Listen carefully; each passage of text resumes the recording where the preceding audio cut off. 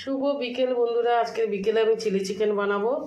এই যে কাঁচা লঙ্কা, এখানে রসুন, টমেটো, পেঁয়াজ কেটে নিয়েছি, এখানে ক্যাপসিকাম কেটে নিয়েছি।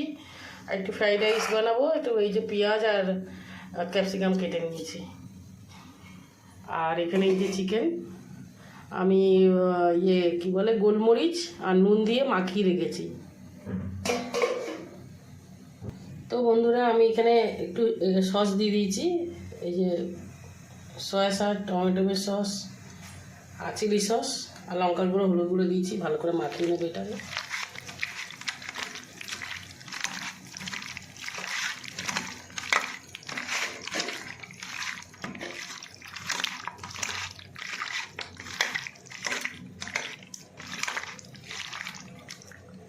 ভালো করে মাখিয়ে নিয়েছি, 5 মিনিট রেখে দেবো।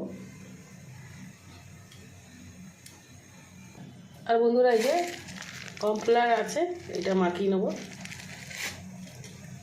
তো বন্ধুরা এই যে চিকেনটা মাখিয়ে রেখেছি, ভেজে নেবো।